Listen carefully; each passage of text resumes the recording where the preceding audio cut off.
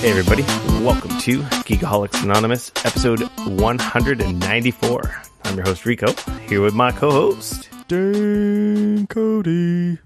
Dane Cody and I get together once a week, talk about video games, TV, movies, and or whatever the hell we like, mostly video games. Welcome back, everybody. Welcome, new listeners. If you've never been here before, we usually start the show with our BS section, get into some what you've been playing, our news and stuff, public service announcements, and free-for-all section, which I'm going to add something. There's nothing on the outline now, but I have something I'm going to add. I just remembered. Oh, look at you fancy pants. Yeah, housekeeping. Yes. Join our Discord server, our friendly chat group we got going on with a few listeners and friends. It's good times. That's slowly growing, which is cool. Welcome new people that are showing up. bit.ly/gap Discord. I figure that's just the easiest one. So, all lowercase. All lowercase. Apparently that Gap matters. Discord. Why Gap? Geekoholics Anonymous Podcast. Oh, fancy. That makes sense. Also on the topic of house cleaning, if you want to come over, you can gladly clean my house. I'm okay with that. Yeah, jeez, my living room looks like a disaster because the kid. I just put blinders on. I get so much anxiety from it. Do you have any interesting stories from the weekend? No, not really. Nothing happened here. I was away for the weekend burying my dead grandma, so Jesus. Yeah. You literally buried her? Yeah, we literally put her in the ground. So that was what I was up to on the weekend. Wow. On a lighter note, so a funny story, and I know it's kind of a morbid thing. For those of you heard, probably, I said some stuff kind of happened a week ago or whatever. That was my grandma passed. Anyways, so funny story. We have her service, and then we go to the graveyard, and we're all, I was one of the coffin bearers, along with my cousin and some other, my one uncle and so on and so forth. So we carry the coffin over to the grave, and we set it down on the little straps or whatever that they use to lower it down into the grave.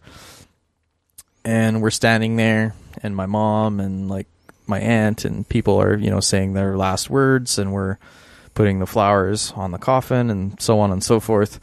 And my cousin's, he's got a 5-year-old son, who was there with him, standing there beside him. And, my mom just said some words. People are kind of,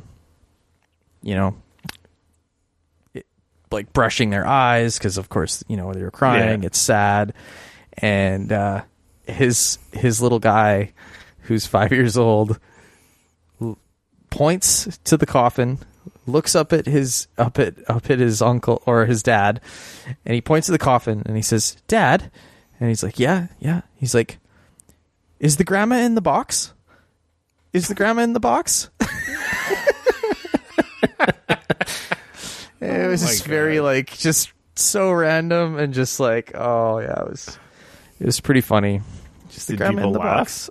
I mean, how could you not, right? It was just and it was one of those moments where everybody went quiet, and then he said this. It wasn't other people were kind of talking over. It was perfect timing. Yeah, totally, silence. Totally. Everybody heard. We're all just kind of chuckling to ourselves. It was. Oh my god. On one hand, like I said, kind of morbid, but at the same time, kind of that needed sort of laugh in the moment too. So it was kind of funny. Just one of those, kids say the darndest things at the most. He's at that age where there's no real filter. He just says whatever comes to his mind, and they don't really get it. No, and we were, his dad was kind of hey, that's not really appropriate. And he was just what is the grandma in the box? Yeah. So oh my god, it was pretty funny. But so I didn't get a ton of time to play games, obviously.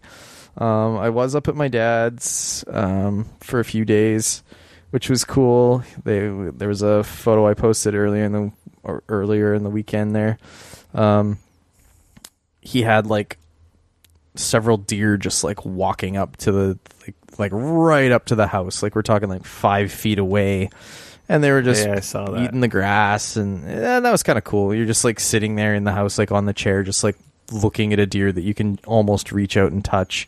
So that was kind of cool. But yeah, that was kind of what I got up to. So family time. Yeah. The game of family time. Yep.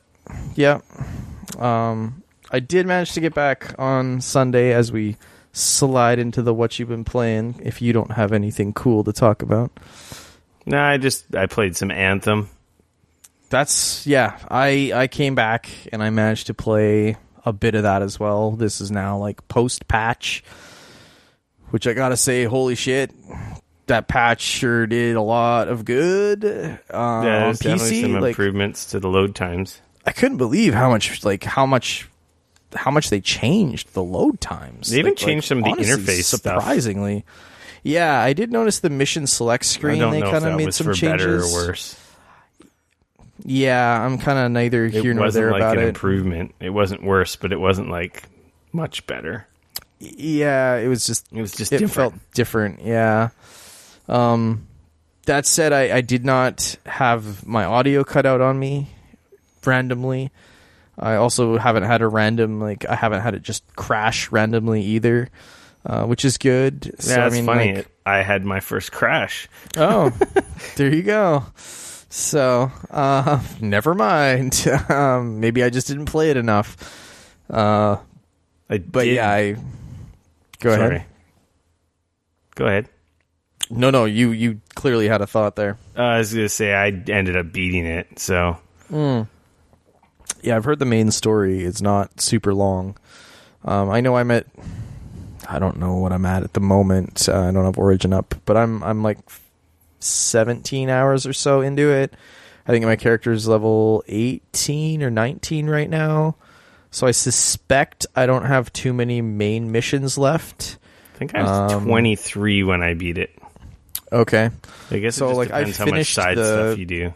Yeah, so far I've done all the side stuff that I've come across while I've been playing. So I know I've finished the tombs. That's what I managed to do on the weekend. I managed to finish the 4 tombs. And then I've done like a mission or 2 after that. Yeah, you're probably not far off. I know I just got to some of the stuff that I did in the beta or in like the VIP demo or whatever, the pre-launch stuff.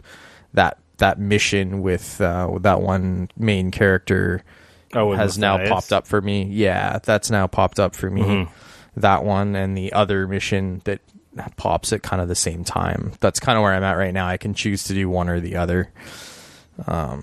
Or I can choose to do both, just, at different times or whatever. So that's kind of where I am at the moment. So, beating it.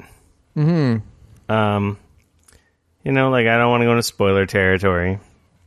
That's good, because I haven't beat it yet. The story's okay. It falls short of what we're used to from Bioware, obviously. I did not mind it at all. I heard it's not because I feel like the game starts fairly well, like that very beginning. Like it's a little bit.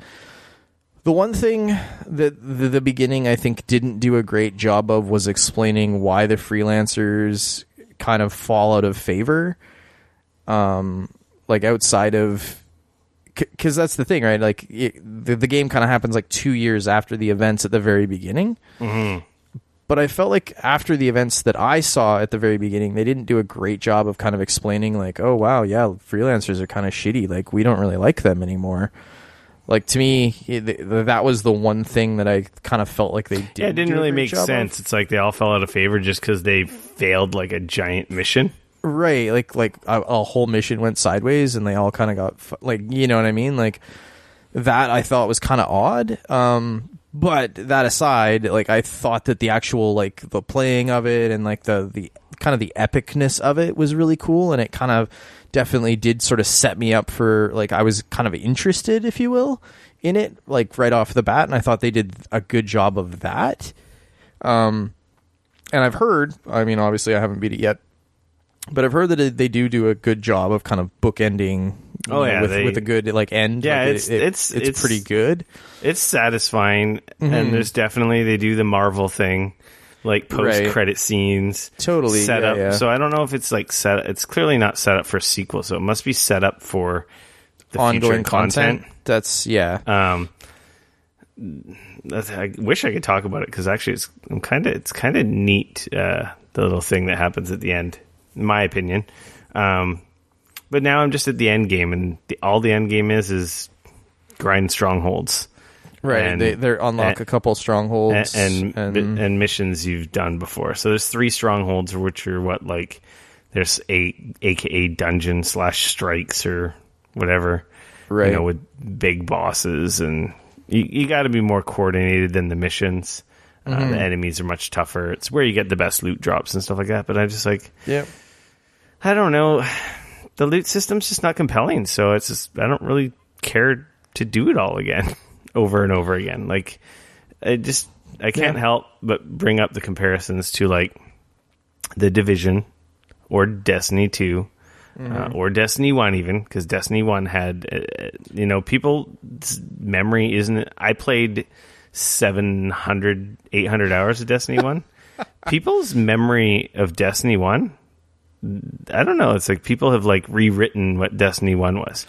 I think you gotta remember though, like the very vanilla Destiny 1, post patches, no post anything. It was like a bad story. Like the story was super all over the place. Yeah, it was convoluted, but it was a good, solid gameplay loop with a good loot system, and they had the raid. They had like some quality replayable content. The raid wasn't available day one. The raid did come later. It was pretty quick.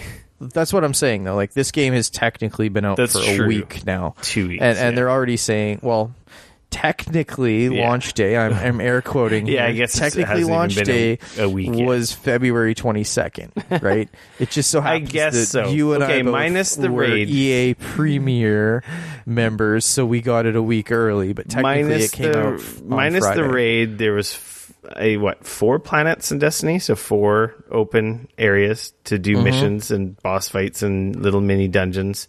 There was definitely more than 4 strikes. I think there was 4 strikes plus like 1 or 2 PlayStation exclusive ones. But then, of course, like you had the loot system with named guns with different properties and like reason to grind stuff out, or you do this mission and you know you're going to get that weapon. So I just bring this up because I beat Anthem. And it's just like, well, what? I'm not going to get there's no cool armor set to get, right? Now that I've beaten it, as of right now, there's no way to do something cool and get cool armor. Like the only thing you can do is essentially buy the armor with the currency that you can grind out, right? Yeah, and it's 100% cosmetic. Yep. So it's useless. There's no abilities. There's no perks. Yeah. There's no like advantage to looking different. You could have You could just have the crappy javelin appearance from when you unlock the javelin, and it makes no difference. Yep, that's true. So like, I beat Anthem, and then here I am, and just like, well, what do I do? I'm like, I've seen all the content. There's no to get bigger numbers when everything scales to whatever level you're at anyway. It never really got too challenging, except for maybe in the strongholds if you were an idiot and playing recklessly. It was the hardest part I encountered. So it's like there's no real incentive to be like, there's this amazing rocket launcher you got to get, or shotgun, or that does this cool thing. So I'm just sitting here like, well, I guess I'm done. Then I go play Destiny 2, and I go do this quest line that me and Trevor Teacup have been working on, which is like some hard like mini raid, a new hard boss, a new encounter, and at the end you're going to get an exotic amazing weapon for your work. And then it's like, and then there was another thing that I did. It's like, I got another amazing gun that I've been pining for. It's like I'm redoing this, this activity because there's a reward at the end, a tangible, like not only like gameplay changing, I'm going to play better, do more damage. It's going to have cool effects and also looks cool. It's coveted. Other players can see, he's got that gun. That's awesome. There's none of that in Anthem, right? So it's just, I mean, like you got to remember though too, like obviously Destiny's 4 or 5 years old now. Yeah, and but, also like I think we're also forgetting like vanilla Destiny, man. Like remember the loot cave? Like, yeah, but that's because people were impatient. Right. But I'm just saying, like, you know, it's like I feel like it's really hard at this point for both of us to forget about all the updates and all the patches and everything that came. No, but like even if we talk about Destiny, right? Division 1. Sure. Division 1, you had your custom gear sets from like their so-called like strike type things. They had their like legendary guns that were specific, you know. Yeah, they were more just RNG, not so much like tied to like missions and stuff, but it's like you played that game over and over because like this dope gun's gonna drop. I feel like the one thing I'm finding with Anthem is that like by the time I'm done with it, I'll probably be at about between 20 and 25 hours. Yeah, my clock was around, I kind of beat the story and maybe like do the two other stronghold or do the strongholds or whatever at the end. I'll probably be at around 25 hours, give or take. Like I'm guessing, right? That seems to be about what a lot of the people I think saying. Think Origin said 24 hours. Okay. And there was a bunch of periods where just I had it in menus and stuff, so mine's probably inflated by an hour or two. Mm-hmm. The thing I will say, like especially comparing it to the Division, is like I played probably 50 hours just getting through the story in the Division, not even doing a ton of side stuff. Like that's the one thing I will say about like Anthem is it feels light on just content in general, and I don't mean that in content in like end game content. I just mean in content period. That's the thing. Like I feel I think when we've talked about it before, I don't remember, like maybe if it was in Discord or maybe it was even on the show, but like I feel like this game, the way that it is right now, with another year in the oven to just create content, to create missions, to expand, maybe add like other areas, expand, like create armor, create weapons, create other enemy types. Like, you know what I mean? Like just to expand what they already had. Yeah. I feel like that would have done the game really good. I enjoyed it and I beat it, and like there's glimpses of brilliance there. Right. Like the whole javelins, the controlling the javelins, feeling the like movements, fucking Iron Man is awesome and stuff like that. That's awesome, but like that's the only awesome part. Like after you see everything else, it's just like, oh, I enjoyed it. I'll tune back in, but it's like they honestly should have just delayed the game, because now I feel like they've damaged the name or the franchise, because there's not a lot of positive talk out there. Like it got very middling reviews. Yeah. And it was quite like the consensus was pretty much the same everywhere. There was like fun as Iron Man, you know, boring gameplay, or like repetitive, or like not very, you know, everyone had the same thing, and it was just like they had fun to a certain degree, and it's like, but it's lacking. Yeah. Let alone, and I mean, like, I feel like in some ways that's not that different than the original Destiny, because I definitely remember playing Destiny, and I mean, I like the original story in Destiny before all the expansions and everything. It made no sense. It didn't just not make sense, but it wasn't all that long either. Like if you went and you could cruise through the story, it took like what, 8-10 hours maybe. The originally, like, to get through that original story. I can't like, remember how long it was. It wasn't very long. Like I remember, like kind of being like, "Whoa, that was it." Like that's the whole story. I mean, and that is the thing, right? Is like at the beginning, it was definitely content light, similar to this. That said, I still remember probably dropping, after it was all said and done, I probably put more than 40 plus hours in vanilla Destiny. Yeah, well, before, after you beat like, the crappy story in Destiny, you still had unlocking. That's what I'm saying, right? Like I was supers. I was doing strikes. I was doing other things. I was like getting there's activities ready, you hadn't like, done during the campaign. Totally. And that's kind of, this is like, that's the thing, right? Is like not just that the story isn't super long. It feels light on content. There is some new missions after you beat it, but they're just the same as the rest of them. Right. Go to the place, push the button, stand on the thing, kill a bunch of dudes while you fight wait a bunch for of the stuff. same one or two different enemy types. Yeah. And then move along. There's the strongholds have some cool bosses. And there are some different enemies, but they're far and few between.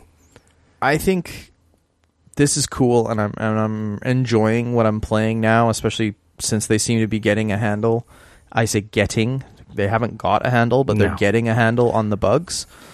Since they've been getting a handle on the bugs, it's definitely more enjoyable to play. That said, this is definitely going to be one of those things where I'm going to finish it probably this weekend. You're really close. You said, I'm pretty close. I'll probably finish it this weekend, and then the thing is I probably won't touch this again for a while. Yeah, I probably won't, because the Division 2 comes out in a couple weeks, and that's going to have tons of content. And it's I know it's going to be big. Even if it's the same size as the original Division was when it first launched, that's a big that game. Right there is 40 hours of content, 50 and they have hours of all content. the systems and updates and fixes and patches and improvements that they've done to Division 1 over the years are there day one in this, right? Now, so it's going to be what does Anthem look like in a month or 3 months or 6 months? Assuming how's it going to look in 6 months?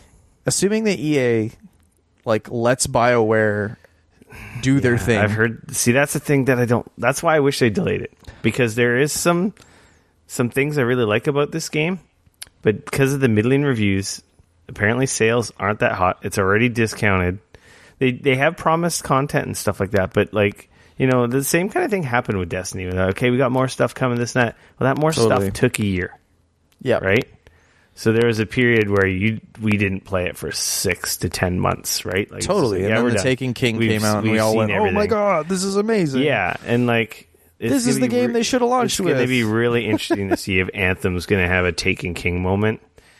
And that's what worries me is, are EA going to let it? That's it. The thing. Do they? That's a scary do they allow part, this? Do they? They've already announced the BioWare's had it. This is BioWare's second flub.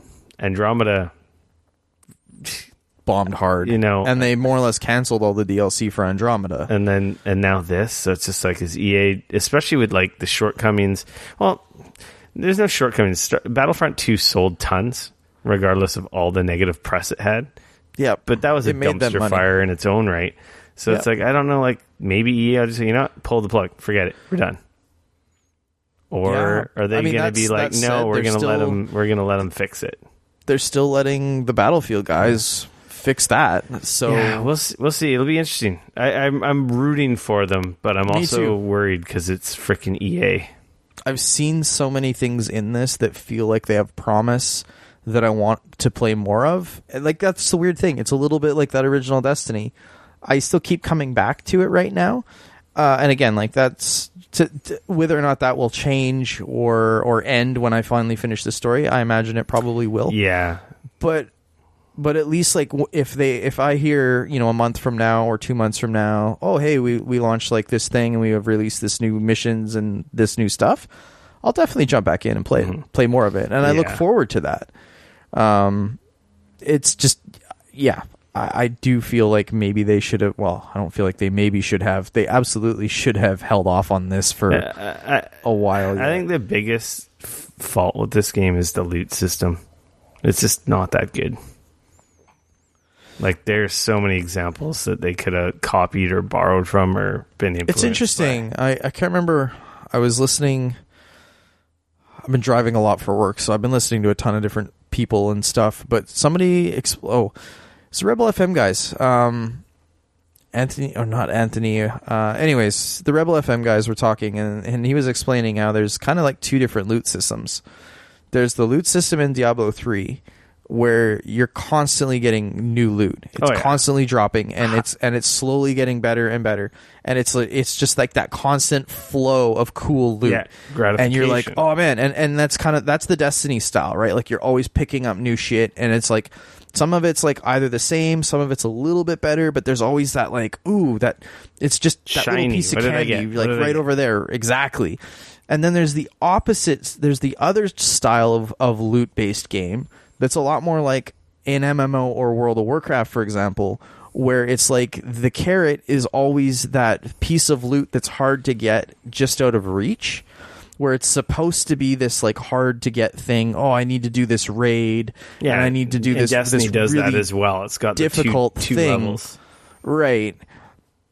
Whereas Anthem tries to go with more of the World of Warcraft style, but doesn't do a great job because all of the loot is kind of the same. Yeah, like you're getting the exact same weapon you already have. It's not noticeably it's just that different the or quote better. unquote perks are slightly different, or you have an extra one.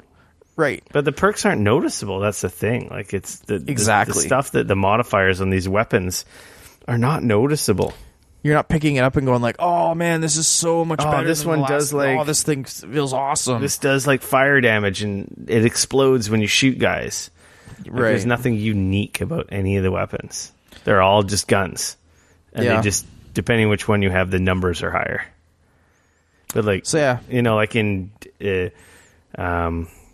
Diablo, their loot is frequent, but you get like different visual effects, different visual elemental effects on weapons, crazy like perks that do different stuff, insane weapons that have all kinds of crazy effects. And like, and Destiny, you get different stuff, and they even, you know, at first I was against the whole random rolls on weapons. Mm-hmm. But like the problem with Destiny 2 is they simplified it, whereas all the gun, like if you got a legendary gun, this legendary particular named shotgun, it was the same for everybody. Same for everybody. Yeah. So there was no excitement. It's like, oh, once you got it, you got it. Right? Right. There was no real, like, there was no use in trying to get another one. Yeah, you don't need another one. There's no point. It's exactly the same. So then they did the random rolls, and it's like, oh, I got this amazing build on this already pretty awesome gun. Mm-hmm. And then you're excited about that. And then it's not so disappointing. At first I was like, oh, that sucks. And then it's like, now it's like last night, like for example, last night I got a new hand cannon with like a god roll on it.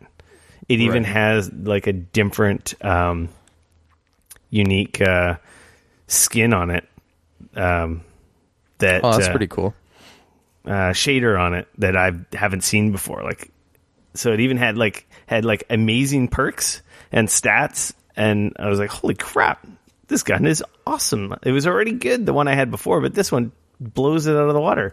And I was like genuinely excited, but there's like none of that in Anthem. So it's just, like, I'm done the story, and I'm just disappointed because I would like to play more, but I don't feel like there's any reason to, especially when there's so many other great games right now too, right? Yeah. We'll check back in. I'm really pulling for them. I hope they have a Taken King moment. Same.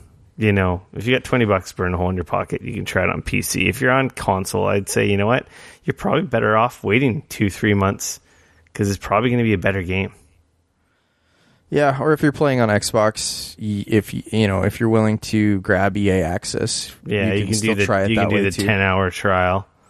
Mm-hmm. But like, which honestly, I don't know. I feel like that's worth it to give it a shot and see if it's something that you're into. Because like that's the other thing I will say. Like a lot of people, you know, like us, are kind of middling on it or enjoying it, but we're hoping for more. But it's interesting because I am seeing quite a few people that are playing it and really loving it. They're like, "Oh man, I love this game. It's amazing. I'm so, like, you know, I don't know what everybody's talking about." So to be fair, that is also a thing that is happening. You know, like there's definitely people out there that are loving it. Not right? a buzz as many other titles though. No, but I also don't want like. There's always that. It's just disappointing because we expected so much. I think that's what maybe is the thing here, especially with the quality of games we've got. The bar was way up here, way up here, and the reality of it is that they were never going to be able to hit that bar because everybody was so, like that bar was too high. Maybe I don't know. And it gets so high because the quality of games nowadays is that getting that high. Yeah, like there's some amazing games last year. Yeah, we'll see what happens. But all these schlooters. Yeah. Loot-based shooter. That's a terrible term. Schluter. That's a terrible tune. It's a good one. Shooter, looter, and schluter. Those are both terrible. They're stupid. I like schluter. I hate them both. We're playing lots of schluters these days. You and your Destiny Schluter. Fuck Destiny. Destiny gets you excited though. Oh, I don't argue that it doesn't. Like I got I'm just saying. And like, my guy looks awesome. And when you see me and you see that gun, it's like, oh, that guy did that really hard mission to get that. That guy has no life. It's not no life. It's like that guy's good at freaking Schluters. See? It's fun to save. Stick one in your Schluter too. Then I played some more Far Cry New Dawn. That game's a lot of fun. Yeah. Yeah. Just as a giant... I just love the soundtrack in that game so much. Really? That's like super dirty, grungy, like rap and hip hop, but like obscure stuff. Anyway. I played some more. Started playing some more. Nothing too much else like new to say about it though? No, except for it's I think it's really good. For inexpensive Far Cry if you liked 5. Yeah. I don't know. I think I'm more interested in its campaign and story and enjoying it more than 5 so far. And I'm maybe only a third of the way through, but okay. I like it a lot. I'm having fun with it, I will say. Might be something to fill in some time between now. I'm pretty sure that's going to be Division it's only 2. like $40 or $50, so yeah. I imagine it's probably going to be cheap pretty quick too, especially being a lower cost title. And then we already snuck in some Destiny talk, so I don't need to talk about Destiny. I'm still playing lots of Smash. I can't stop playing Smash. Yeah. I bought. It reminds me in our Discord chat we were talking about Octopath. Yeah. Like my pile of shame right now on my Switch. Sorry, that was my head hitting my mic. If that. Oh, came you do through. that at least once a show. Come on. It wouldn't be a show without Rick smacking his head into his microphone. Because I'm looking at my Switch to the side here. It's like, I got Octopath Traveler, Undertale. What else do I have? I got a couple other games too, all on my Switch, and I haven't touched them at all because all I'm playing is Smash. The stupid World of Light. I'm almost done the adventure mode, but like I keep playing the Spirit board and the classic mode. I've probably beaten the classic mode with only a third of the characters. I just love that game. I like it so much. I don't know why. Well, I know why. Fair. It's awesome, but it like really resonates with me. It's so fun because it's so with the Switch. It's so easy to jump in, play a few matches. It doesn't hurt that I can play as Richter or Simon Belmont and get that Castlevania vibe. You do like the Castlevania, yeah. Anyway, that's right now. I'd say that's probably the game I played the most of. Wow. It's good. I kind of want to buy it, but at a full $80 game, I don't know. I can't justify it right now. It's pretty expensive for me with everything else that I've got to play. If you didn't connect with the last one, then not much. Well, not much. Well, I was going to say lots has changed because they've added lots of characters and stages and so many characters.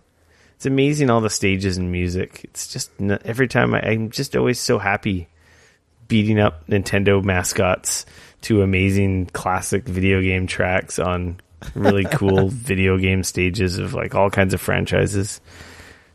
Anyway, I got all these Schluters to play right now. Shut up. I don't have time. Shut up. Let's move on to news, Dane. All right. The news. Guild Wars 2 developer ArenaNet plans for mass layoffs, joining the bevy of recent layoffs in the industry. Activision, GOG. It's that time of year. Who else? There's a couple others, wasn't there?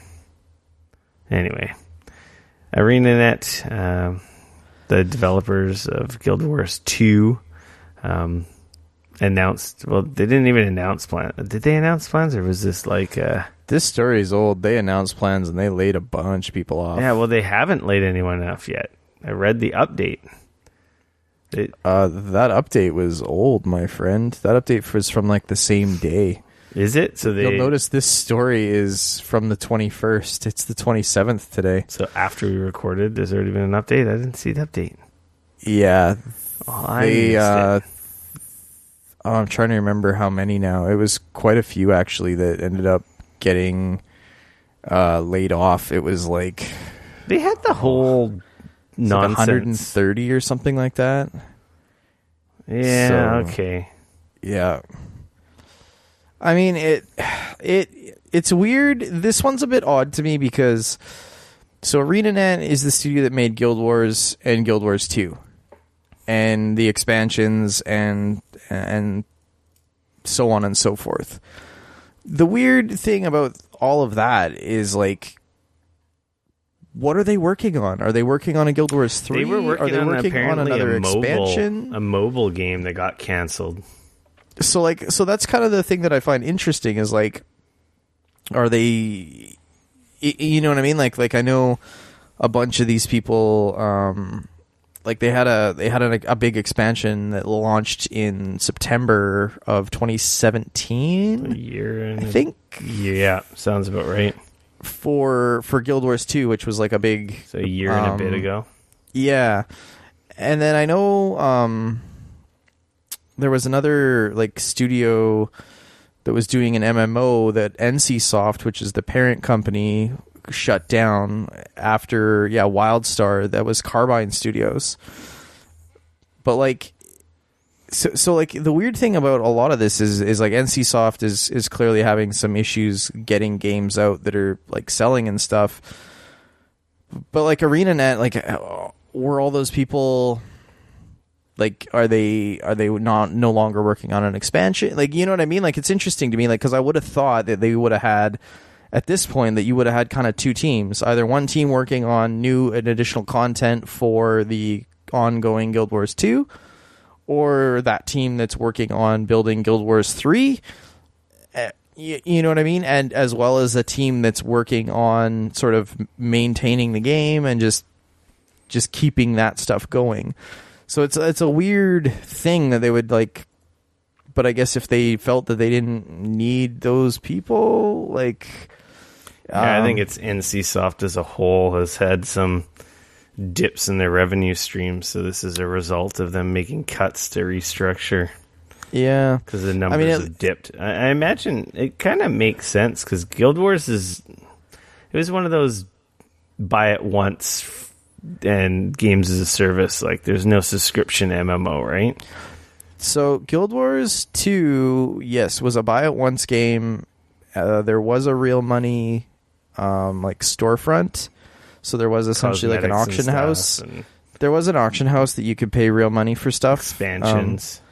Yeah, obviously expansions that also came out were paid. There's like been 2 expansions. So yeah, I mean, I liked the way they did it because you could play the game and you didn't. I never feel played like you were getting Guild Wars 2. They had a huge presence at PAX. Dude, game's great. I played 80, 90 hours of that game. It was really good. At least I will say that they told employees it will be giving out severance of 2 months to anyone losing their jobs, as well as bonus time based on tenure with the company. So at least they're not just dropping everybody and being like, sorry, catch you later, suckers. Yeah, I wonder if they're going to have an expansion soon, or like you said, it seems like maybe Guild Wars 3 is a thing, but I wonder if they're having stumbles while in development. Yeah, I don't know. That's always scary. That's sucky. Yeah, it sucks. And I wonder if, like... Must be this... Because, like, NCSoft is a Korean publisher, and I feel like they've had some real weird situations as of late where... in the mobile space and everyone else is paying for it. Well, not just mobile space, though. Like, think about it. Lawbreakers was them. They foot the bill for Lawbreakers, and that ended up being a huge flub. Oh, man. Cliffy B killed ArenaNet. Like I said, WildStar was a huge MMO that they had been building for years that barely got off the ground. Like, it launched and then crashed and burned, and they killed it. Then they built up that studio, Iron Tiger, to build mobile games, like you were saying, but they like reduced the staff, and to my knowledge, actually shuttered that a while ago. So like, I don't know if maybe they've like had some projects that just didn't really work out, so they're looking at other ways to kind of like, I don't. Yeah, so it's like the one successful thing of theirs is like getting punished. Yeah, that sucks. Yeah. Well, here's hoping we hear something new from them, because Guild Wars 2 was a cool game.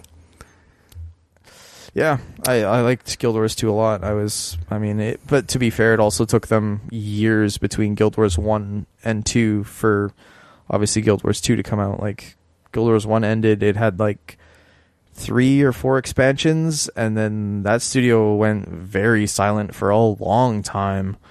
And then they finally announced Guild Wars 2. So, like, there was at least 6, maybe 7 years in between those two. Like, it was a long time. I'm actually just looking it up. Because the original Guild Wars came out in 2005. And then Guild Wars 2 came out in 2012. Yeah, so like that's what I'm saying. That's now. Like 7 years, right? Yeah. And then Guild Wars 2 had another expansion in 2015, and then the second expansion in 2017. Mm-hmm. So I'm wondering if now this is kind of the like, okay, guys, we've kind of done our expansions. Now we're gonna like kind of drop our studio down into like we're gonna lay off some people. We're gonna kind of shrink down, and we're gonna start like building the non-money generating stuff's getting shelved. Yeah, and we're maybe working on Guild Wars 3. Like, you know what I mean? Like, I don't know. Like, maybe these are the people that we're not really going to need for a while until Guild Wars 3 is further along in development. Yeah. Like, I don't know. I guess we will see. Yeah. I don't know if I Either way, I hope all those people fucking land on their feet because, yeah. This end of quarter, I'm sure it's not the last talk of layoffs we're going to have. Probably not. I don't know how I feel if I want to actually talk about this next story or not. Fallout 76 laid out a roadmap for some upcoming content. If you're interested, check out the show notes. I don't really have a lot to say. Appalachia, spring 2019. I guess the only thing I do have to say is like, well, I guess they're not pulling the plug on that one. Yeah. Got to give them props there, I guess. They're trying to fix it. They're trying to get that shit sorted. Yeah. I don't know if I will be motivated to ever check back in or not. Like, I don't know. Shouldn't have bothered checking in the first place. Bump, bump, bump. Psh. Exactly. Like, it's new quests, new stuff, but, like, if it's not major overhaul stuff, like, I don't see how it's going to make anything better. I don't know. Anyway. So they haven't pulled the plug. I guess that's better than nothing. They're still working on it. Still lots of people playing it, apparently. I'm playing it. A lot of people bought it because, a lot of people... I mean, we got one of our listeners on this show. He's got this weird thing where even if he buys bad games, if he spends money on them, he feels like he's got to play them. Mm-hmm.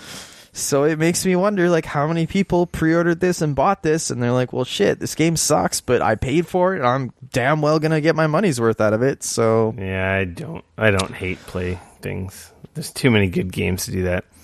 I do sometimes, I can't lie. There's definitely times where I've hate played some stuff, so... This next story, you may have heard some dude on the internet... spent $500 to unlock a rare item in Apex Legends. Mm-hmm. Just the story is he said it wasn't worth it. No shit. The funny thing about he could have gave me $500 and I could have told him, hey, slapped him in the face, and then he could have been like, wasn't worth it. Same thing. In Apex Legends, they have a system. There's right now, there's a whole set you can get from the loot boxes. It's like heirloom items, right? For the character Wraith, and like 2 of them are they're nothing. They're like a banner pose, which is like in between like match screens that your teammates see, and a equip like when it loads in the matches, skin, which your teammates only hear.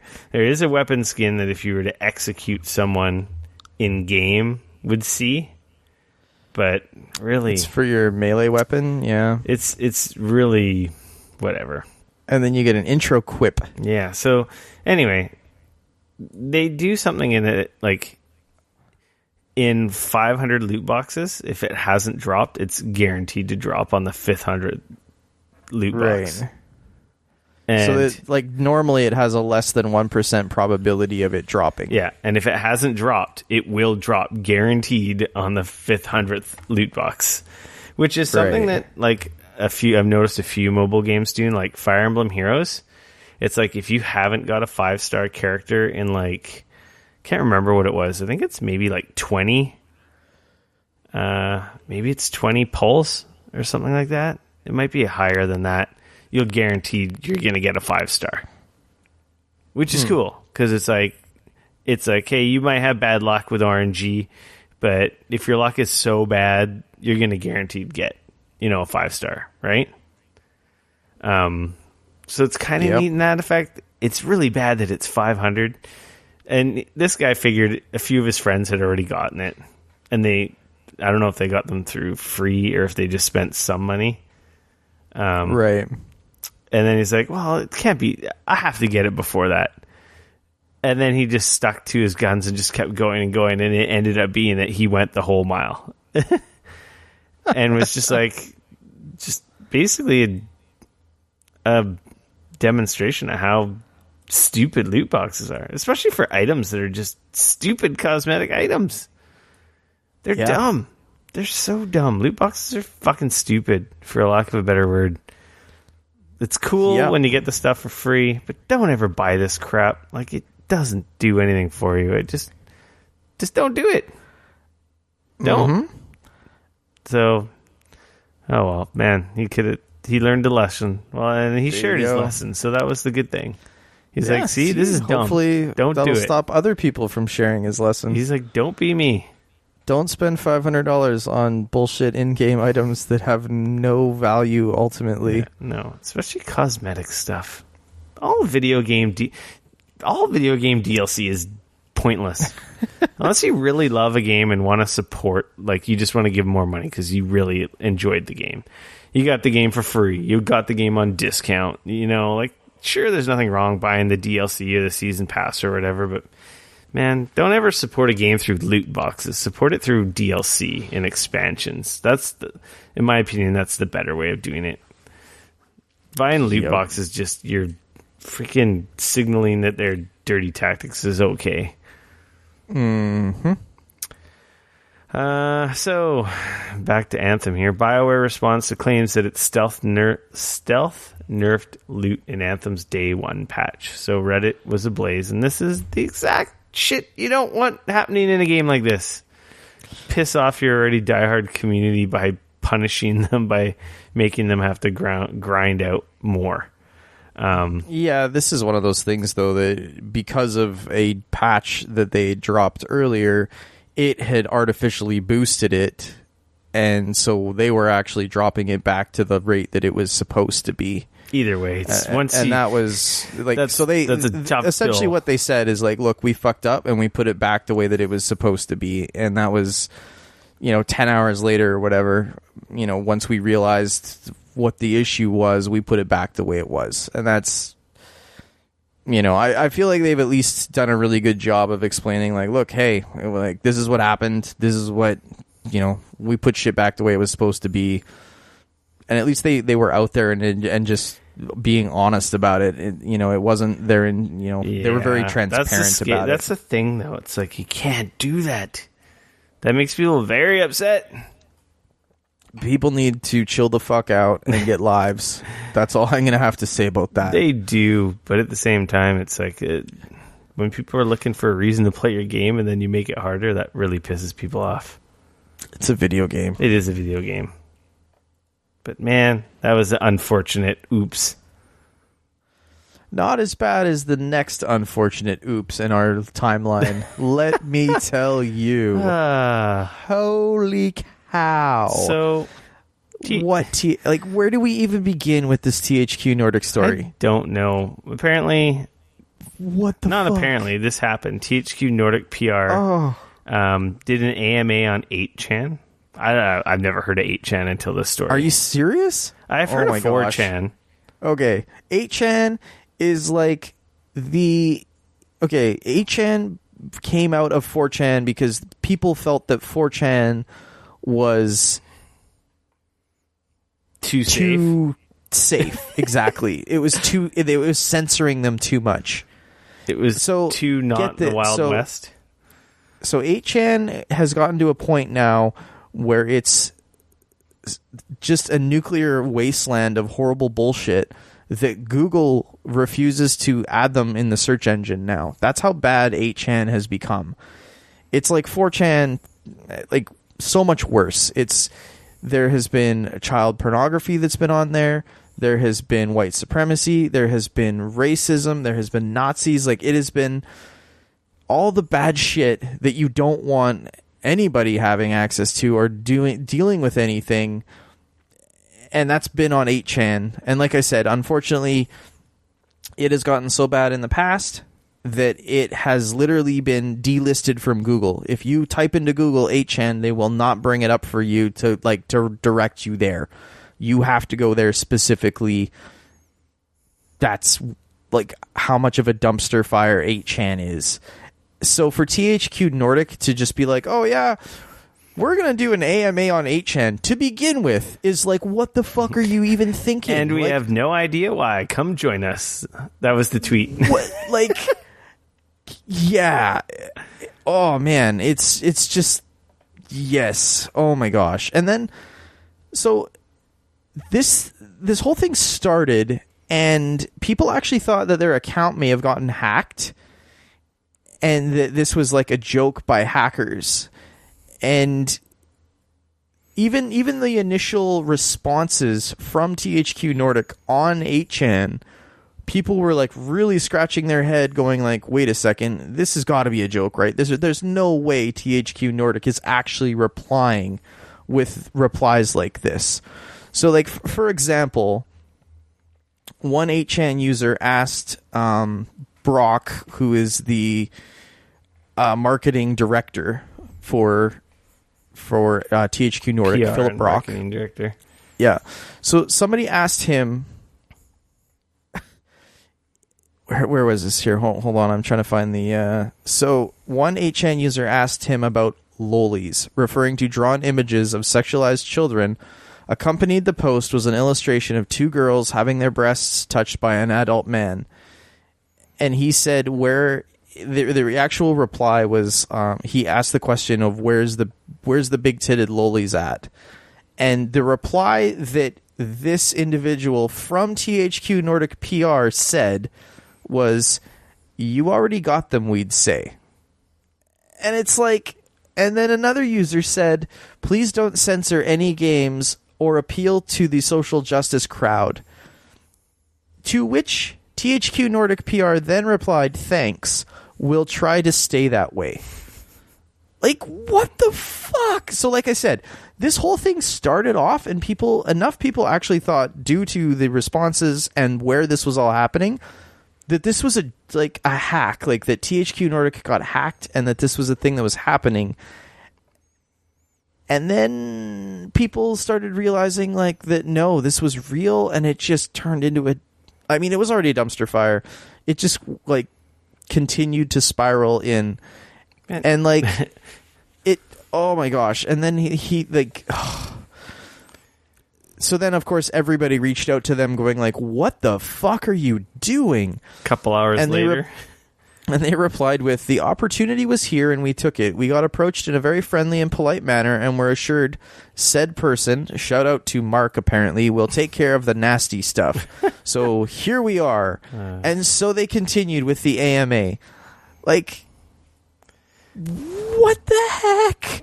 A couple hours later. I personally agreed to this AMA without doing my proper due diligence to understand the history and the controversy of the site. I do not condone child pornography, white supremacy, or racism in any shape or form, he wrote. I am terribly sorry for the short-sightedness of my decision and promise to be far more vigorous in my assessment of these activities in the future. This was not about being edgy. This blew up, and I very much regret to have done it in the first place. That was Philip Brock, PR and Marketing Director of THQ Nordic, who I imagine may or may not have a job this week. Like, oh, wow. Yeah. I'm pretty sure This guy's probably not going to have a job for very long. Like, there has been, I know Patrick Klepek over at Waypoint, he had been reaching out to various THQ Nordic developers who they are just like shaking their head saying like, oh my gosh, I cannot believe. So this site's not on Google because it's just a dumpster fire, but you can go to it, right? If you put it in a web browser, www. whatever, you can get there. But if you type it into Google, Google will not pull it up. That's what I'm saying. It's been delisted from Google because of the child pornography and the other things that had shown up there in the past. And they refuse to... They refuse to do anything there. That's the thing. That's what I was saying, right? Like, this 8chan literally rolled out of 4chan because too many people were getting quote-unquote censored at 4chan. And so they were like, well, screw you guys. We're going to go start our own message board, and we're going to call it 8chan because we're edgy. And nobody over there is essentially moderating anything. It's just a giant... Yeah. Anyways. Wow. So instead of doing one on, like, Reddit or something, you know, or, like, one of a dozen other places they could have done this, hell, Twitter, hell, Facebook, like, hell, Twitch, like, no, they went to quite possibly the worst place possible, and, yeah, like... The darkest reaches of the internet. That's what their Twitter location is. Yeah, I'm not surprised. Poor guy. Pretty brutal bungle from those guys. So yeah. Overkill's The Walking Dead is canceled for PS4, Xbox One. PC version support to be discontinued. From what I heard about this game, I'm not surprised. So this was the Starbreeze's Left 4 Dead Walking Dead game, basically. Right. And I have lost Dane on the Skypes. Oh, he's back. Oh, weird. You were here on my end. Did you hear me the whole time? Yeah. Nice. Sorry about that. Well, no, it's all good. Yeah, Overkill's Walking Dead. Starbreeze's Left 4 Dead wannabe.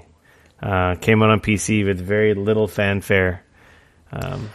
It was... I honestly heard it was not great. Yeah. I heard it was not a great game. So, anyway, the studio, bunch of shit going on at Starbreeze besides just the development of this game. And they're like, oh, it's delayed because it was supposed to come to console. No, it's still coming. Well, now it's done. Apparently, Skybound Entertainment has... I think they have, like, taken the license or something. I don't know what's going on. Yeah, as of today, we have terminated our contract with Starbreeze Studios and will discontinue all efforts on Overkill's The Walking Dead. That's too bad, because Starbreeze, they made some good games in the past.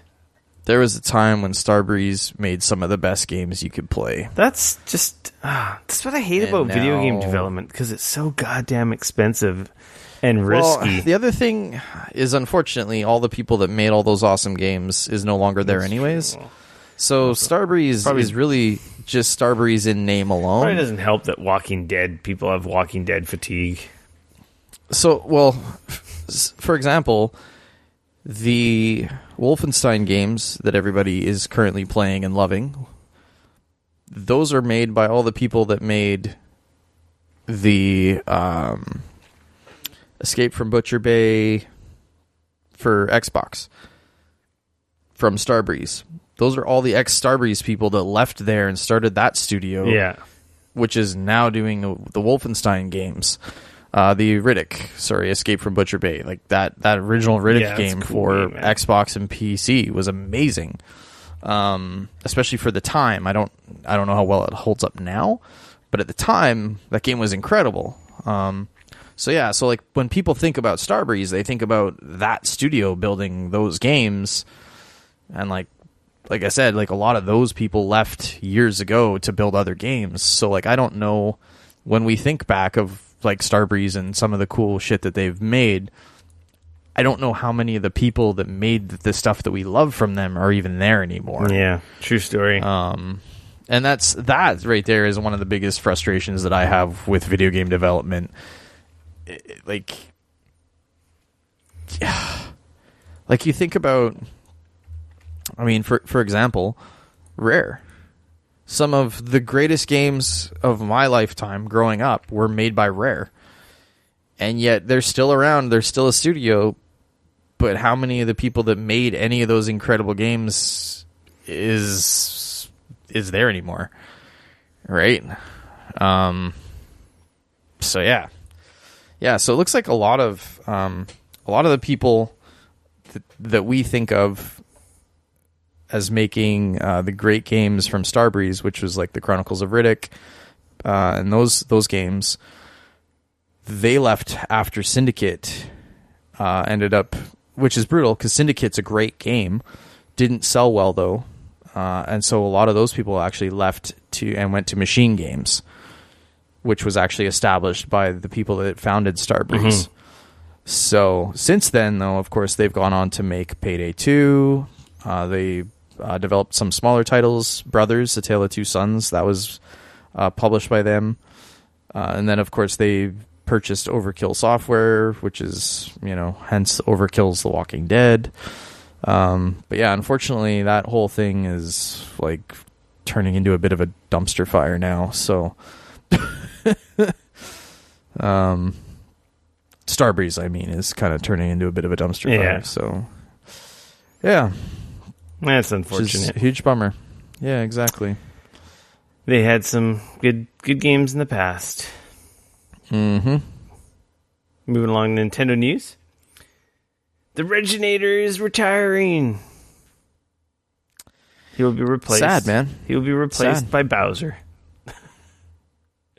That is so weird. Doug Bowser. Like, honestly, what are the chances of somebody having the last name Bowser and they're going to take over for Nintendo at Nintendo of America? Yeah, it's very coincidental. But yeah, So Reggie Fils-Aime announced his retirement, which is sad. I mean, he's I don't know. He's been such a staple, and he's been so kind of out there, and he's funny, and he's probably fun, one of the and best he's kind of light, and like game console presidents. Absolutely. And he's also huge. Yeah, I actually I met him twice. Yeah, both times at E3. I don't have a photo with him, which makes me really mad. My buddy Scott has a photo with him. That's funny. Met Scott before. Yeah, I got a photo with Reggie and Scott, but I didn't get one with him.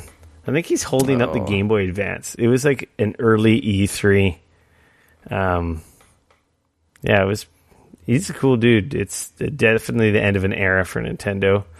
But hey, man, he's going out on top, in good health, wants to spend some time with his family, man. I don't know. If I was making millions of dollars for a few years, I'd retire right now. Why not, right? Then again, like, what an awesome, fun company. He was there for the highs and the lows. Mm-hmm. And he's going out on a high. Like, so that's the way to do it, man. Go out on top. Hell yeah. Be remembered as a champ. We will definitely miss him. Absolutely. And yeah, literally Doug Bowser, who was vice president of global business planning at EA prior to joining Nintendo, he's the one taking over for Reggie. So, which is kind of crazy. Like, yeah. Mm-hmm. End of an era. 15 years in that position. I mean, I'm sure, like you said, I'm sure he's got more than enough money to be able to retire and do other things and relax and enjoy himself now. Speaking of Nintendo, Microsoft is rumored to be bringing Xbox Game Pass Project xCloud to Nintendo Switch. And this is not just Switch, though. This is the xCloud is going to be on cell phones as well. But the big rumor right now is that apparently it's going to be coming to the Switch. I still have a bit of a hard time believing this personally. It's like, why would Nintendo let it happen? Because they'd probably get a cut. For the apps, you probably have to buy the app or buy the subscription through Nintendo's store. It wouldn't harm the sales of their games. It would only expand their library. It's like It's like an over-the-top service. It's like Netflix or YouTube. I guess. Just an alternative, which is, in my opinion, that'd be freaking amazing because that would be the best way to play it mobily. Because who would want to play that shit on your cell phone? Laptop would be good, with a controller plugged in. That'll be fine because it'd be an even bigger screen. But I know worst case scenario, if I had to play a game on my cell phone, trust me, if I could play Destiny on my cell phone, I'd play Destiny on my cell phone. I'm not gonna lie, I have played Destiny on my cell phone. But that would be pretty cool. This is just hinting. You know what?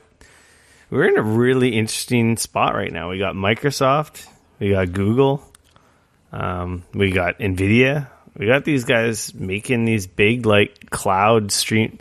These guys see the writing on the wall, right? Because how long has Netflix been around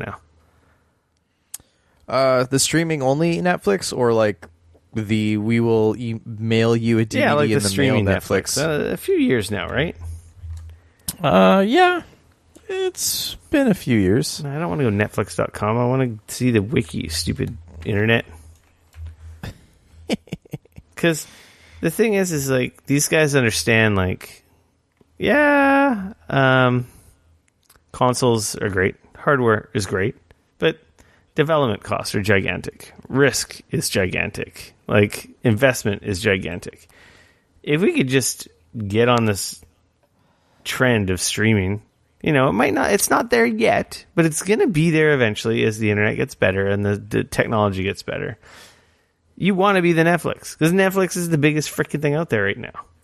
So Netflix came we'll use this as a pretty good indication of when they more or less switched over entirely to streaming. They expanded to Canada in 2010, and they only offered streaming when they came to Canada. So I know that at the time they were still technically offering the the DVD stuff in the US. But we'll just say 2010. So they've been around for 9 years, essentially doing streaming only for all intents and purposes. Now, they're in 190 countries. They're just a little company. They were initially founded in 1997. Netflix. Which is obviously when they started with the mail DVDs. These guys they're laying the foundation to they want to be the Netflix of games. You want to be the biggest. And how do you be the biggest? You're accessible everywhere by everyone on everything, not just your own box. Yeah. So I don't know, man. That's pretty cool. I'm super excited, and I said I was excited at E3 when they talked about the xCloud. I don't know if you remember me saying that. I'm like, that'd be cool if I could get my Xbox games on my phone or tablet or wherever I am. When the tech gets there, that's fucking cool. Because, I take my Switch with me to work all the time. But if it wasn't just limited to Nintendo games, if I had access to my Microsoft games and maybe one day my freaking PlayStation app and my PlayStation games, oh my God, I'm in heaven. And Nintendo's not going to complain because they're going to sell tons of Switches because it'll be the way to play these other services on top of the fantastic, amazing Nintendo library already. I don't know. My question, though, I guess the only issue is... Do you think that this would lobotomize any sales for Microsoft, though? Say, for example, they announce the Xbox One, 2, or whatever the fuck they're going to call it, the Xbox 362 or so, the 720. You're still going to have the people that want that premium experience, right? The 4K. Well, no, for sure. Those are going to sell regardless. I'm just saying that if the people that have a Switch or buy a Switch, maybe they're like, oh, well, I can also play my Game Pass games on my Switch. I don't need to buy a new Xbox because I can just stream the games to my Switch. But do you think that would be... Those people probably wouldn't buy an Xbox anyway. Yeah. So now maybe. you're just getting $15 plus or minus from someone who never would have invested in your ecosystem to begin with. Or maybe they were in a situation where, or maybe they would have, but maybe there's enough people that decided to buy Xboxes because of this that it offsets the people that maybe wouldn't, and at the end of the day they win regardless because people are still paying. It's more money in monthly. their pocket. Hardware is more expensive. There's less margin on hardware. So like, what's more valuable? Someone who bought your Xbox, never bought a game, didn't subscribe to your services, but they have your hardware physically, or someone who's paying monthly? Oh, definitely the monthly person. That's for sure. Because it's reoccurring income that they know is going to be there, and so on. Game Pass has been pretty successful. I've been hearing stories and numbers and stuff that they're super happy. Though PlayStation's killing it in all fronts, and to be honest, their PlayStation Now, like, though we don't use it, and we were talking about it a couple weeks or months ago, how successful that service is, though it doesn't seem, or perception doesn't seem like it's that successful. But on the books, Sony's killing it there as well. Perception wise, though, it seems like Game Pass is the thing, right? Oh, totally. So yeah, and I mean, I think a large part of that has to do with the fact that it's funny because Game Pass wants to move into a streaming service where right now that's what PlayStation Now is a streaming service.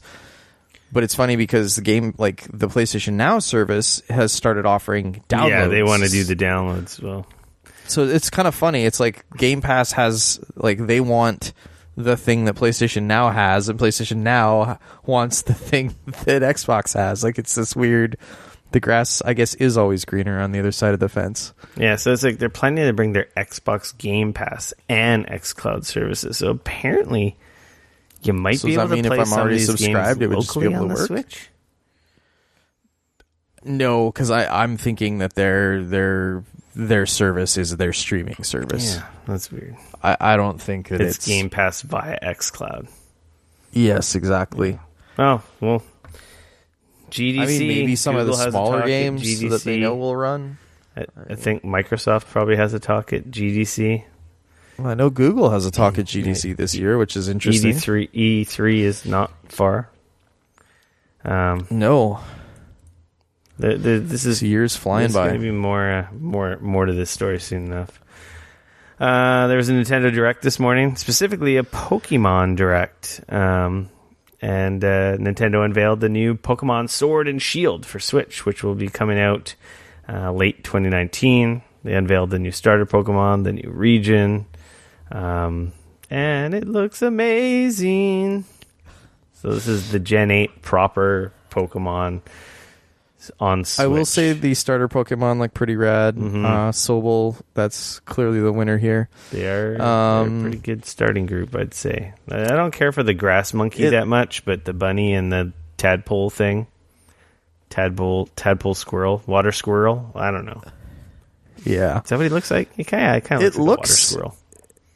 It looks cool. I need to know a lot more about this. No, there's nothing Is it going to be random It's an 8th gen friggin' Pokemon. It's going to be amazing. Shut up. I need to know more before this is a definite buy for me. Well, so you never got Pokemon Sun and Moon, so it looks awesome. It's going to be more of the same. You start out, you get a Pokemon. It's the same story. They're all the same freaking story. It's just whether you love Pokemon or not. I've been spoiled by the Pokemon Let's Go Eevee games where I don't need to deal with the stupid random encounters and shit anymore. It's been great. I don't mind that. That's pretty cool. It would be nice if it didn't have random encounters, but it showed in the trailer, the direct, the character walking in the grass and then a battle starting. So I imagine they didn't change that, but who knows? Maybe they're just hiding that. They could be hiding that. I doubt it. Yeah, I'm pretty stoked.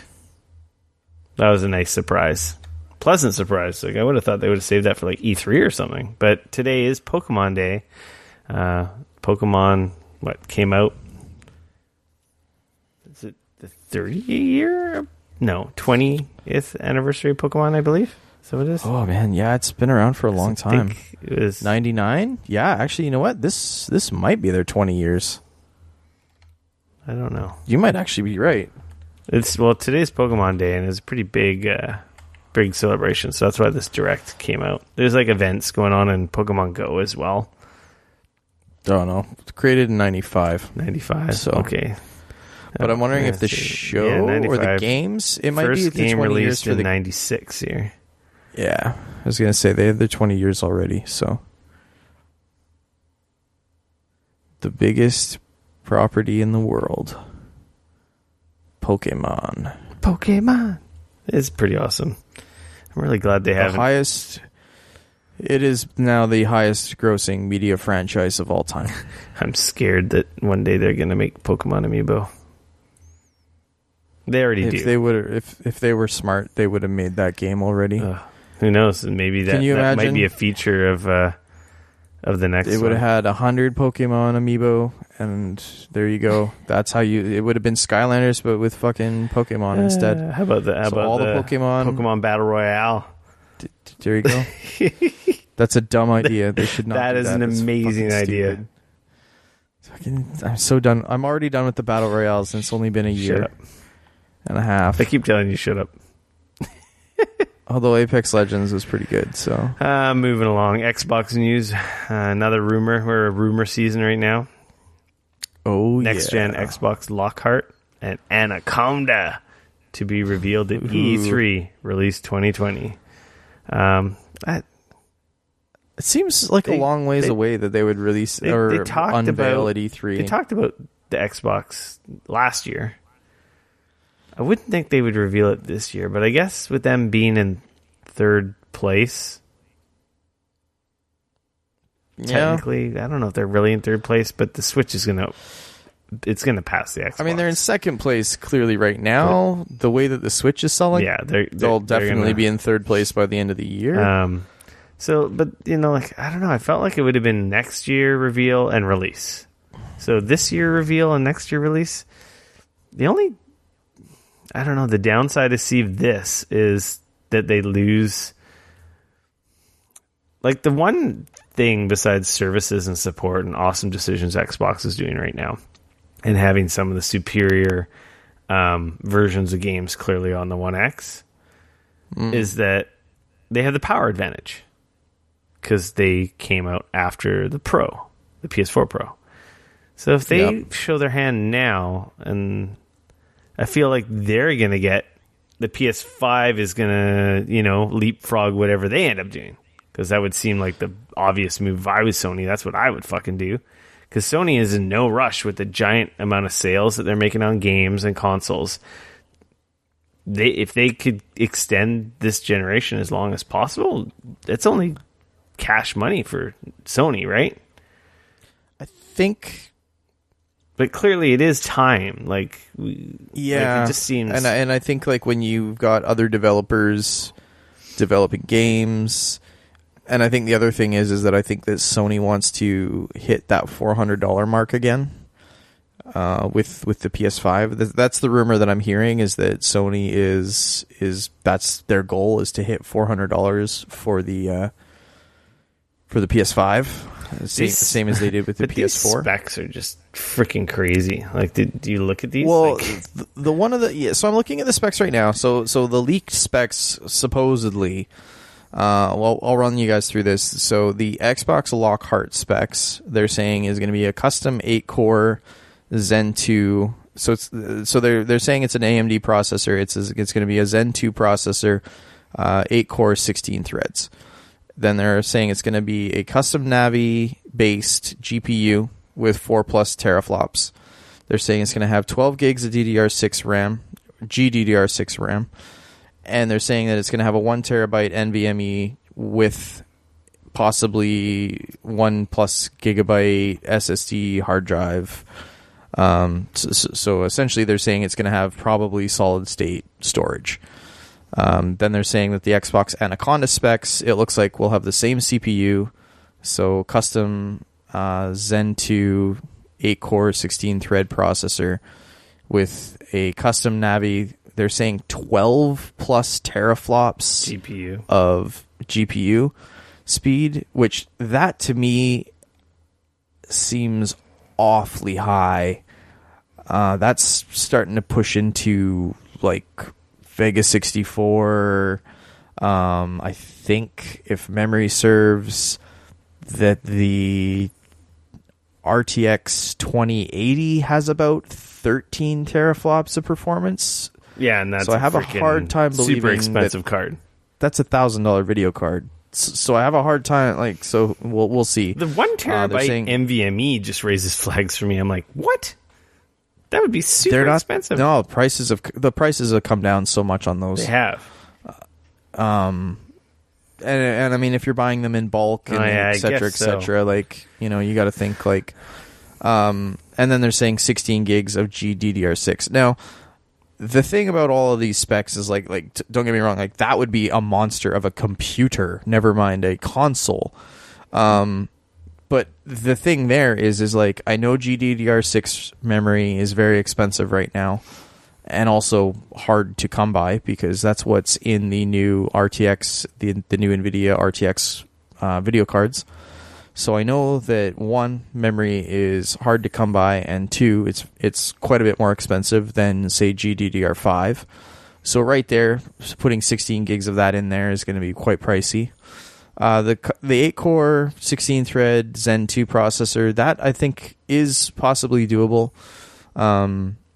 It's probably going to be a Zen 2, so we're looking at somewhere in the range of a AMD 2700X processor, roughly. Like I mean, obviously, over my head. It's all good. And like, but the thing is that when I look at building a computer with these specs, for example, I'm looking at something that's $1,000 plus easy. So that's where I have a bit of a difficult time. Like, and I mean, mind you, this is still a year away, or 2 years away. Like, these are rumors. But it definitely helps solidify some of the earlier leaks about the two system thing that Xbox is going to do. They're going to have the lower cost one, and then the premium. So apparently that's kind of what they're saying here. According to these leaks, they're saying that apparently Xbox Lockhart will be with a much lower like GPU performance, is going to be trying more at that 1080p gaming. And the idea would be that Anaconda would be trying to hit that 4K gaming due to the much more powerful GPU. Now, that is interesting. Like, and of course, these are totally leaks. It could totally come out, and there could be almost no difference between the two of them. Of course, you know, one of them could be slightly slower or whatever.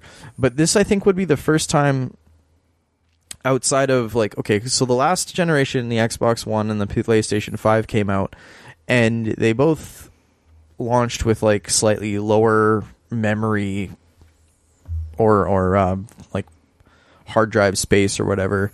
Like, the PlayStation 4 just launched with one model. There you go. It's $400. This is what you get. And the Xbox, of course, launched with, I believe it was the same thing. This was the only model. And it was $100 more than the PlayStation 4. This is interesting because if this is true, this would be the first time that they would be launching two very different spec'd consoles. Like, this would be like them launching an Xbox One X and a regular Xbox One alongside each other, which, that's kind of interesting. But what worries me about that is that as a developer, your games are going to have to run on both of these consoles. So now, if I'm a developer, what's going to be my main console that I'm going to have to, like, create my games for? It's going to be the lower powered one, because it's a lot easier to ramp up with extra performance versus ramp down and try to shave stuff off. So, like, that to me kind of would suck, because now you're looking at two very different and again, these are totally leaked specs, who knows, but like the difference between 12 teraflops of video performance versus 4 teraflops, like, that's massive. Like, that is huge. Like, just in video card difference alone. And I get that, like, one of them is supposed to run at 1080p while one of them is supposed to run at 4K. So that in and of itself, I get, but it's still a very interesting, like, I have a bit of a difficult time believing that you would sort of do that, because then how are you going to message that when it comes time to sell these things? You know, you're going to end up with this weird message where people end up buying the cheaper one thinking like, oh, it's the Xbox 3. I bought the cheap one. It should do everything I need it to. And now, oh no, I didn't buy the 4K one. Yeah. And I should have bought that. You know what I'm saying? Like right now, the Xbox One X is kind of like, it's more expensive, but it's virtually the same as an Xbox One. Like if you weren't to buy an Xbox One X, like it's still going to do everything you need it to do. And I guess the cheaper, like in this case, the Lockhart specs are still going to do that. It's just interesting because like that would kind of be the first time that it hasn't just been like an add-on down the road. Like, oh, this is a PlayStation 4 Pro. This is the Xbox One X. Like, we're adding we're kind of giving that boost of performance 2 years or 3 years after a launch, to the kind of that mid-tier boost. Whereas these are like, hey, we're going to launch them side by side. Yeah. And now you're going to kind of have like, this is going to be the premium experience and this is going to be the okay experience. I think it'll be fine. People aren't that stupid. Really? You have a lot more faith in humanity than I do, because I was going to say people are exactly that stupid. Yeah. In my experience. Yeah, well, people know the more expensive one's better. They're not that dumb. But the other rumor is apparently that like Halo Infinite's going to be like a launch title.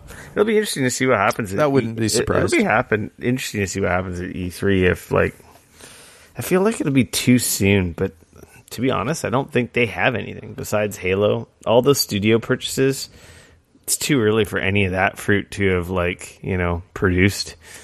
Like maybe they're working on stuff that they're able to now make. We'll see. I feel like it's too soon, but no new consoles are coming. I don't know. I've said it consistently over and over again. Next year, revealed next year, coming out next year. But that to me makes the most sense. Hey, maybe we're both completely wrong, and maybe they will announce this E3. Maybe they'll talk about the games. Maybe they'll talk about the specs, but maybe we won't see a box till next year. Oh, and then maybe this will be the like, oh, this is what's coming. We're not ready to show you what it's going to look like, but here's some of the titles that are coming to it. These are what people are working on for it. Kind of that like early hype train. You know what I mean? Yeah. This other story, I don't really have much to say. It was on IGN, actually. A bunch of people were actually pretty mad about this story. It's calling it quite clickbaity. Apparently, Borderlands developer was considered for Halo 4 in an interview with Bonnie Ross. Is that her name? The head of 343 Studios. IGN got this little tidbit. Not much to say. I'm like, I think that would have probably been a bad move. Not that Halo 4 was amazing, and to be honest, in my opinion, I think Halo franchise is not in a good place. I don't know. No, I feel like 4 and 5 have both been kind of they were fine games, but they're way too samey. They're taking no risks, and the franchise hasn't evolved at all. This, to be honest, it's kind of happened to Gears. Is like, to be honest, all the Microsoft franchises are quite stale. But yeah, that would have been, in my opinion, that would have been a bad move. That probably would have killed the Halo franchise. So well, apparently there was talk that they were going to just let the Halo franchise die after Bungie left.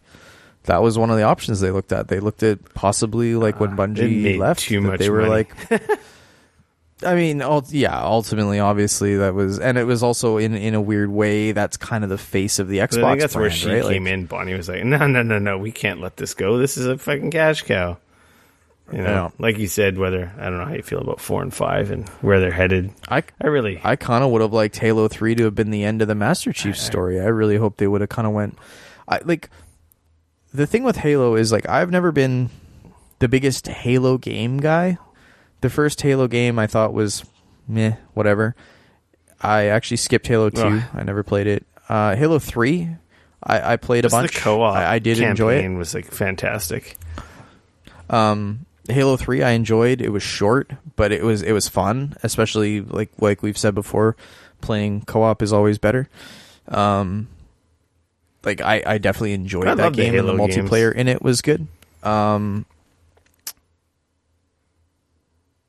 But yeah, after Halo 3, like it's just more of the same. I think that the universe is more interesting to me than just Master Chief. Like he's cool, don't get me wrong, but if they would have ended Halo 3 and that would have been the end of Master Chief's story, like I feel they should have, I feel like I want to know more about the universe. Like that's the one thing about the Halo games that has always interested me.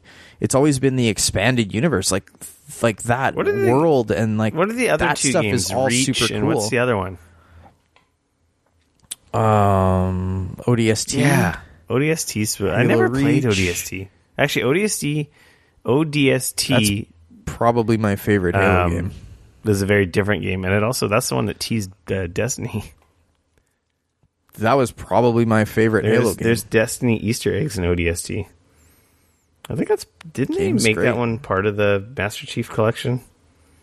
I think they did. I don't know. Maybe if you like pre-ordered or something. Like I'm not sure if it's thank you for us fucking this up thing. We're gonna do. We're gonna give you ODST.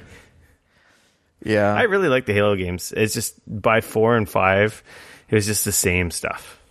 They just didn't want to alienate their fan base, their very hardcore fan base. So they took like zero risks. And then the story, the world's cool, the characters are cool, but I just felt like they always fell short on delivering a good story. It was just awesome. It was just awesome co-op campaign game to me. I had a lot of fond memories of Halo.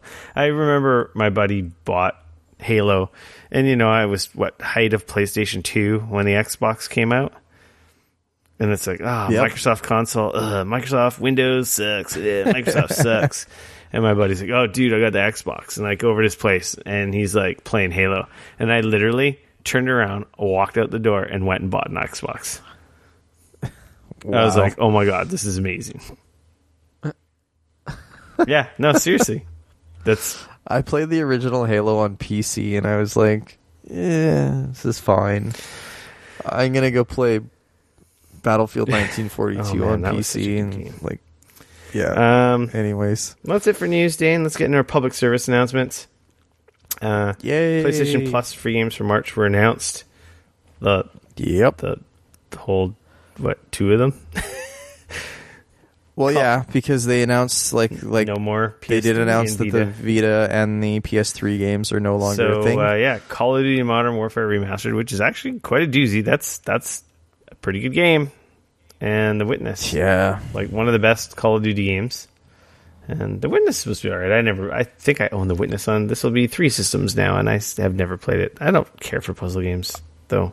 I started playing it on PC. I guess that's a lie. Tetris is a puzzle game, but that's Tetris, man. Tetris is awesome. The Witness is interesting. It's very unique. Yeah, see, I feel it'll break my brain, and then I'll have like an aneurysm. I was really interested and had a lot of fun playing it, and then I hit this weird wall with it where it was like I felt like there was a section where the game was like trying to teach me something, but it just wasn't clicking, and I was just like, I don't fucking get what you're like. Oh, and yeah, anyways. So you've got up until March 8th apparently to download any of the last few PS3, PS4, Vita games that they announced for last month. Right, and so that was Dive and people Kick, were confused at like, 4. Oh man, then you won't be able to no, they'll stay in your games library, and as long as you're a PSN Plus member, you'll still always be, as long as the service supports downloading or the stores exist for Vita and PS3, you'll still be able to download all that stuff still. So anyway, and then we got our games for gold for March 2019 for Xbox. We've got Adventure Time, Pirates of the... I don't even know how to freaking say that, so I'm not even going to bother. That's Xbox One. Plants vs. Zombies Garden Warfare 2, Xbox One. Star Wars Republic Commando, which is a Xbox. An original OG Xbox game. Xbox One. Apparently it's enhanced for One X. I don't know what that... That game is I mean, I don't know how well that game's held up, but man, that was an game awesome good. game, yeah. And then Metal Short, Gear but awesome. Revengeance, 360 back compat game. That's Awesome. also an awesome, Metal Gear that was Rising. an awesome game. I really liked Revengeance. I wrote a review for that game. Yeah, so that's a pretty good lineup, I would say. Both good lineups. And then moving along, that's it for public service announcements, our free-for-all section. We haven't talked about TV in a while. I've been watching a little show called Russian Doll on Netflix. How is that? That's the one on Netflix, right? It's not what I expected. Okay, in a good way. Yeah, I'm really enjoying it. I don't know what I can say about it. Okay, what kind of show is it? Is it a drama? Is it an action? Is it a suspense? It's a suspense comedy. It's like comedy, but it's suspenseful, and it's kind of a thriller too. Okay. Plug your ears for 10 seconds if you don't want to know the major gist of the show. 20 seconds in case I go a little long. Starting now. It's a Groundhog Day movie or series. The main character keeps dying over and over again. Interesting. And she's trying to figure out what the fuck's going on.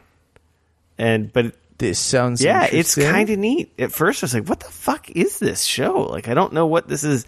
And then, and it can be pretty funny because it keeps happening and you don't expect it to happen. And she's trying to figure out what's going on. And, you know, she keeps, it's really cool. It's neat. It's like anyway, I'm enjoying it. To check that out. 4 episodes in. There's 8 episodes.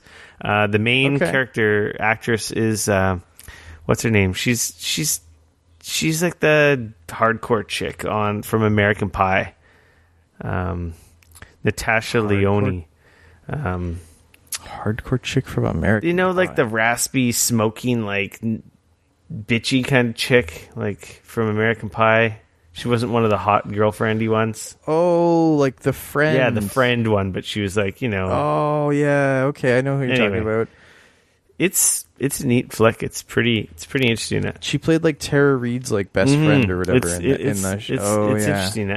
I'm enjoying it a lot. I'm halfway through it, and I've been piling through it, and it's interesting. It wasn't what I expected. I thought it was going to be some like assassin like freaking weird thing. But it's a weird thing, all right. Huh. It's kind of that sounds super interesting. It is kind of neat. It's very fun. I've laughed out loud a lot. Like, it's a comedy. Like, it's a comedy drama. Right. Yeah. I mean, Groundhog Day is pretty rad. So I've never seen. My wife's never seen Groundhog Day. I've never seen Groundhog Day. What the hell? I've seen bits and pieces of it. Oh man. You have some homework for the weekend. Fuck. Yeah, maybe after I watch this. So, Dane, with that said, I'm going to say we have an episode 194 in the gigabits and in your ear holes. 194. We're getting close to that 200 mark. Oh, man, I got to figure out what I said I was going to do something special for 200, didn't I? Yeah. It usually ends up costing me money. Yeah. Oh, well, we'll figure something out. You can follow me on Twitter at RickF, no K, RICF. You can always come hang out with me on Twitter at Dane Cody, at DAYNECODY. Remember to join our Discord server and join the fun chats that go on there. bit.ly/gapdiscord. In any browser that'll launch you to the Discord channel, then you can join from there. Then you can download the app or whatever. Don't think that link does anything in the app. I wonder if you can even search Discords an app. If you could, I imagine if you put Geekoholics in, you'd find us. But I don't think you can search Discords. I don't know if you can. I don't think you can. It's a good question, actually. Make sure to like, follow, subscribe, stalk us on all the social medias, Twitter, Instagram, YouTube, Facebook. We're Geekoholics at all of the above. And, of course, if you have an iPhone or Apple device or any device or app that allows sharing or rating, share us to a friend. Rate us on those Apple devices. That's all we ask. Helps the show grow and expand our deadly reach. I mean, our positive reach and fun that we have going on here to everyone else out there. And yeah, I think that's it, my friend. Catch you guys next week. Go play some video games. Peace.